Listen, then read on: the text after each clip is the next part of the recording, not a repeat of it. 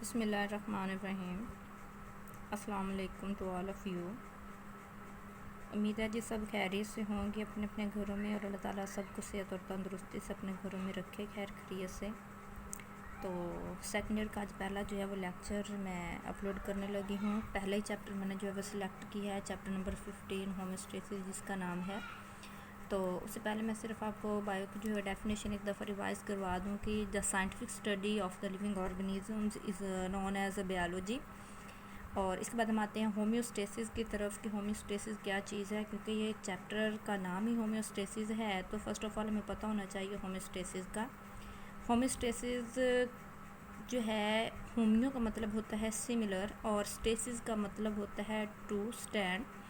तो अगर हम ओवरऑल इसका मीनिंग देखें तो किसी भी कंडीशन का, किसी भी फैक्टर का एक ही फिक्स पॉइंट पर बैलेंस में रहना, कांस्टेंट रहना या एक ही कंडीशन में रहना जो है उसको हम होम्योस्टेसिस कहते हैं। और ओवरऑल इसका मैंने मीनिंग देखा है जी, रिमेन्स कांस्टेंट। इसके अलावा डेफिनेशन अगर इसकी देखेंगे तो ability of the body to maintain a constant internal environment is called the homeostasis. हमारी बॉडी के अंदर एबिलिटी होती है कि वो अपनी तमाम इंटरनल कंडीशंस को एक कांस्टेंट लेवल पर जो है उसको बैलेंस रखने की कोशिश करता है। उस एबिलिटी को हम होम्योस्टेसिस कहते हैं। तो सब फर्स्ट ऑफ ऑल हमें पता होना चाहिए कि जी इन्वायरमेंट क्या है। तो इन्वायरमेंट हमारी सराउंडिंग में जो भी चीज़ें हैं जो लिविंग ऑर्गेनिजम्स के ऊपर पॉजिटिव या नेगेटिव इफ़ेक्ट जो है हम करती हैं उसको हम इन्वायरमेंट कहते हैं। और अगर हम होम्योस्टेसिस के लिहाज से देखें तो हमारे पास ये दो तरह के इन्वायरमेंट होते हैं। एक इंसानी जिस्म का जो इन्वायरमेंट है वो है एक्सटर्नल इन्वायरमेंट और एक है उसका इंटरनल इन्वायरमेंट। अगर मैं इंटरनल इन्वायरमेंट आपको बताऊं तो वो वाला इन्वायरमेंट जो इनसाइड द बॉडी पाया जाता है ऑर्गेनिजम्स के, उसको हम इंटरनल इन्वायरमेंट कहेंगे।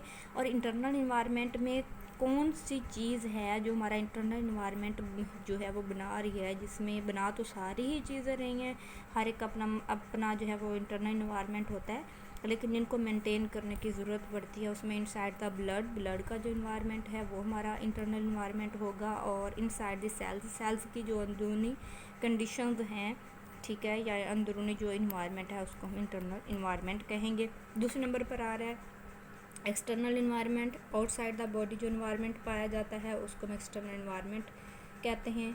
और कौन कौन सी जो है मोस्ट इम्पॉर्टेंट फैक्टर्स हैं जो एक्सटर्नल इन्वायरमेंट में हमें इफ़ेक्ट कर सकते हैं पॉजिटिवली या नेगेटिवली, तो उसमें एयर आती है, टेम्परेचर और ह्यूमिडिटी है। अगर हम इन दोनों इन्वायरमेंट्स का आपस में लिंक देखें तो जो इंटरनल इन्वायरमेंट है वो बहुत ज़्यादा एक्सटर्नल इन्वायरमेंट के ऊपर डिपेंड करता है। और एक्सटर्नल इन्वायरमेंट जो होता है उसमें आने वाली जो चेंजेस हैं, जो तब्दीलियां हैं, वो बहुत हद तक जो इंटरनल इन्वायरमेंट होता है उसको इफ़ेक्ट करते हैं। तो हम कह सकते हैं the change in external environment effects on the internal environment. हम ये कह सकते हैं कि जो एक्सटर्नल इन्वायरमेंट है वो इंटरनल इन्वायरमेंट के ऊपर बहुत ज़्यादा इफ़ेक्ट करता है। अगर हम होम्योस्टेसिस की बात करते हैं तो इसके ये क्या करता है जी, बहुत सारी इंटरनल कंडीशंस जो हैं उनको एक बैलेंस पॉइंट पर लेके आता है, फिक्स पॉइंट पर लेके आता है। तो हमें ये पता होना चाहिए कि हमारे अंदर वो कौन कौन से फैक्टर्स हैं जिनको मेंटेन करना ज़रूरी है, जिनको बैलेंस पॉइंट पर लाना ज़रूरी है। तो उसमें हमारा बॉडी टेम्परेचर, बॉडी साल्ट और वाटर आ जाता है। और इसके अलावा जो वेस्ट मटेरियल है, ये सारी चीज़ें आती हैं।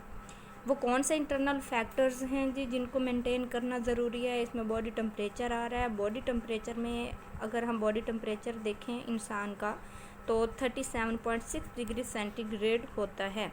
ये नॉर्मल बॉडी टेम्परेचर है, ये बैलेंस कंडीशन है हमारे बॉडी टेम्परेचर की। अगर हमारे इन्वायरमेंट के अंदर कोई ऐसा जो है वो चेंज आता है जिसकी वजह से हमारा बॉडी टेम्परेचर नॉर्मल से ज़्यादा होता है तो उसको जो है कम करके नॉर्मल पॉइंट पर लाने की ज़रूरत होगी। और अगर नॉर्मल से कम होगा तो उसको ज़्यादा करके नॉर्मल पॉइंट पर लाने की ज़रूरत होती है। अगर एक्सटर्नल इन्वायरमेंट की वजह से आने वाली जो चेंजेस हैं वो हमारे इंटरनल जो कंडीशंस हैं उनको चेंज कर दें तो फिर बीमारियां पैदा हो सकती हैं। बहुत सारी हमारे अंदरूनी सिस्टम जो हैं वो काम करना छोड़ सकते हैं, फेल हो जाते हैं या ख़राबियाँ पैदा कर सकती हैं। इस तरह बॉडी साल्ट और जो वाटर है इसका भी एक फ़िक्स पॉइंट है, एक फ़िक्स लेवल होता है हमारी बॉडी के अंदर, एक बैलेंस कंडीशन होती है कि कितना पानी हमारी बॉडी को या कितने साल्ट हमारी बॉडी को चाहिए होते हैं। अगर हम बॉडी साल्ट और वाटर की बात करें तो अगर हम फ़ीमेल को देखें तो फ़ीमेल की बॉडी के अंदर जो 52 से लेकर 55% जो वाटर है ये बैलेंस है, नॉर्मल पॉइंट तक होना ज़रूरी है। और अब अगर हम मेल का देखें तो इसमें 60 से लेकर 63% तक जो है वो इनकी बॉडी में वाटर की ज़रूरत होती है। इनका नॉर्मल पॉइंट ये है और इनका यहाँ तक फिक्स रहना, बैलेंस रहना ज़रूरी होता है, वरना बीमारियाँ कॉज हो सकती हैं। इसके अलावा हमें पता होना चाहिए कि जो होम्योस्टेसिस हमारे अंदर एक सिस्टम पाया जाता है, ये इन फैक्टर्स को कंट्रोल करता है, बॉडी टेम्परेचर को करता है, साल्ट एंड वाटर को करता है। तो अगर ये इनको कंट्रोल करता है तो किस वे से काम कर रहा है? अगर टेम्परेचर को कंट्रोल कर रहा है, एक अलग मैकेनिज़्म होगा इसके लिए, उस मैकेनिज़्म को हम थर्मोरेगुलेशन कह देते हैं। और अगर ये वाटर और साल्ट को कंट्रोल कर रहा है, वो एक अलग मैकेनिज़्म होगा, उसको हम ऑस्मोरेगुलेशन कह सकते हैं। हम ये भी कह सकते हैं कि होमोस्टेसिस जो है इसकी मज़ीद 3 जो हैं वो टाइप्स हैं, या 3 वे से ये काम करता है। अगर वो टेम्परेचर को कंट्रोल करने के लिए काम कर रहा है तो ये थर्मोरेगुलेशन हो जाएगी। और अगर ये वाटर और साल्ट को कंट्रोल करने के लिए काम कर रहा है तो ये ऑस्मोरेगुलेशन होगी।